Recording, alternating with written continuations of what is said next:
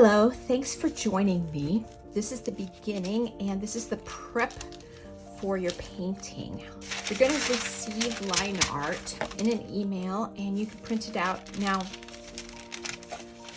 it's going to be only printed on 8.5 by 11, but all we need basically is the starfish and to place it. This is a very unique size, but we can place the star anywhere. So what you should do to prep it to put this image on your canvas is very simple. Print out your line art, then get a pencil, sharpened pencil, and turn it over. And I want you to just use the side of the pencil and just start putting graphite all over that image, because we're going to use it as, you know, kind of like carbon paper. They used to have carbon paper for making copies. So we're going to do that, and that's going to transfer that image. So I will see you back here after I colored all this in.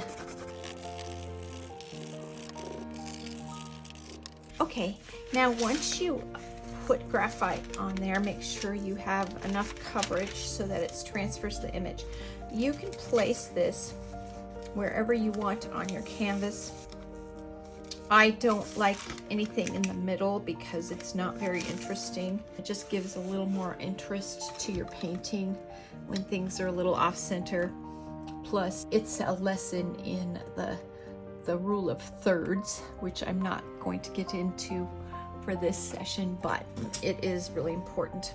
Now, we have something called a stylus here, and the stylus is going to help transfer. Now, if you don't have this, this is fine. I do have it on my website if you want to order it. It's an Amazon link. But a ballpoint pen that is off, where you don't have the pen showing, but you just have the metal, or a mechanical pencil without the lead. You can use a mechanical pencil with no lead and use this to transfer. So anything that works that's kind of sharp, that would be awesome. Now you want to be able to place this and have it secure. So if you can get some masking tape and secure your work.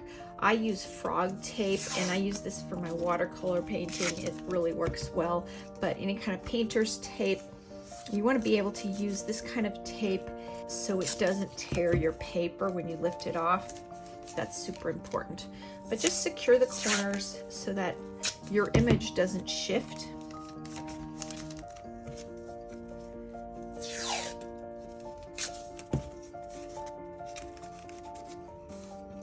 All right, and I'm just gonna go around and follow all the lines here and press pretty hard so that it transfers onto your canvas.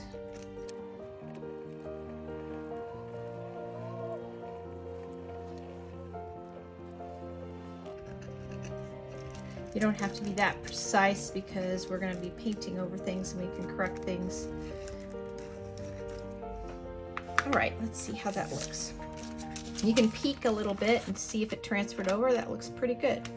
So this is a great way to transfer your sketch onto work, whether it be watercolor paper or canvas. You can either trace something or have your original sketch, and it works really well. That prevents you from having to draw something twice if you're working out a sketch. What I would suggest you do is transfer all of this onto your canvas before the class so that we're not spending time doing the transfer process and we're all ready to go to try to paint. All right. Now, another preparation you should have ready is 2 jars of water. Reason being is you want a dirty jar and you want a clean jar. You want paper towels and a rag by your side. So paper towels, rag, that you don't care about because acrylic is permanent. Make sure you have newspaper under your work to protect the surface of your table. And when you have a dirty brush, you blot it and then you put it in the water, in the dirty water first, and then the second jar is for the clean water. That way you're not having to change your water out. If you have 2 jars to start with, then you could pretty much paint the whole day and have your dirty water and then clean water. So I hope that's helpful. So if you can prepare for that, and I will see you on the other side. Okay.